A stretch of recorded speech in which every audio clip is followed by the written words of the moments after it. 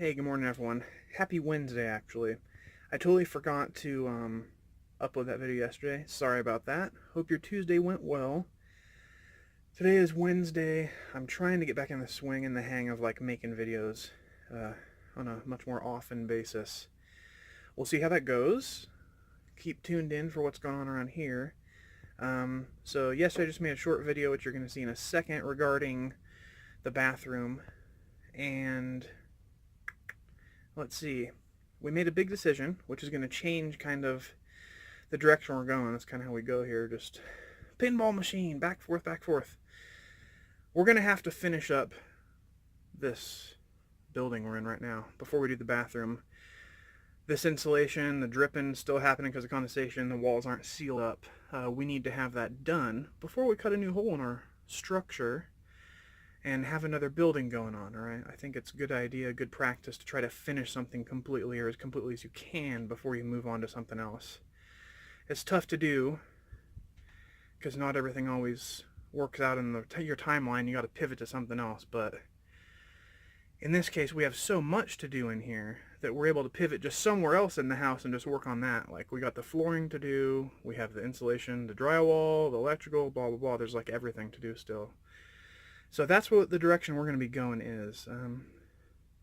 I'll probably try to take a video later today, maybe this evening, regarding where we are inside the structure, what our plans for it are, and what our timeline is going to be. But that's it for me for this morning. Have a good Wednesday, and we'll see you soon. Good morning, world. Hope your Tuesday's going well. It's time to get back to doing some videos, I guess, here. Time to start getting on the bathroom. So this is there. It's level. That's still broken. I need to pull it off. The bathroom's going to go right here. So there's going to be a door somewhere right here. And then it's going to be pushed back about 10 feet or so. And so what I'm doing is having this cleared right here in order so we can get the foundation started. This is where the structure used to be.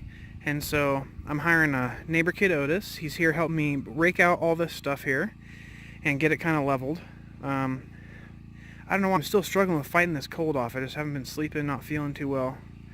I can't wait till I can get back in the full swing of it. Probably in spring, to be completely honest with you. It's going to be roughly to where I'm standing.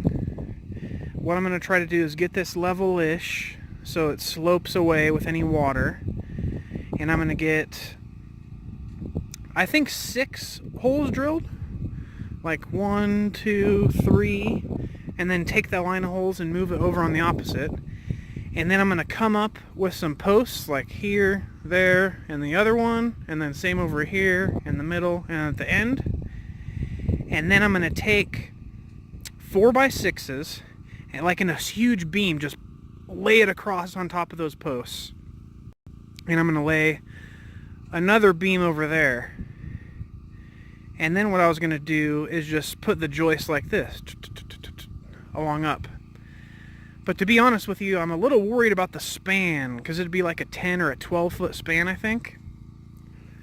Joists are not supposed to float 12 feet, so I would need some sort of support in the center. So it looks like I might have gotten myself into 3, 6, 9 holes. We'll see, I guess. I just gotta work it up in the design and see what works out best. It's basically going to be modified off of a deck posting, or a deck style floating system, which is essentially just meaning it has its own foundation and ties into the house just with kind of the framing and the door. The roof style is going to be exactly this over here. It's called a slant roof or a garage roof. There's another word for it as well, which I forget currently. But I'm going to stop it like right here. That's pretty much where the top sill plate goes. It's just like a double stack 2x4 right there. And then begins the roof. So I think that would be a perfect spot just to have a roof sloping like this, right? And that's my idea for the roof design. Goodness. It might be nice to, pull this facing board off there. Just that trim piece. and then slap a 2x4 there or something, so I can then have a place to hang the rafters from. You know, like one coming down here, one coming down there, one coming down there. But I may just make it completely freestanding and see how to get it to tie in. That's the only thing about this new project that worries me, is how to tie in the roof to the structure. I've proven myself I can build an okay envelope and, you know, have it withstand wind, the elements, and stuff like that. So that was essentially a test, I guess, for this bathroom.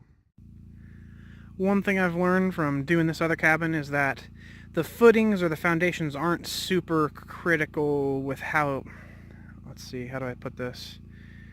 With how deep they start. What's critical is where the concrete ends, okay? So what I'm going to do in this one, which is a lot different than this, which was just giant holes dug in the ground, liquid concrete poured to the top of the dirt, and then footing blocks made level. I'm going to actually try to spend the time this time to making the posts level as they come out of the ground. So I'm going to dig down with the drill again, a couple feet or whatever, put concrete there. I have a transit, which my dad brought me. Thank you for that. It's on loan, so I'm going to basically use it to sight down the holes with a yardstick in there to make sure they're roughly the same depth down. If not, it's not, again, super critical, right? So there's going to be a giant cylinder hole in the ground, concrete poured in to maybe, you know, here if you're looking through it, just enough to give it a nice pad, a nice footing. Then I'm going to come in with a pressure treated post, like a 4x4 or something, and then backfill it with gravel.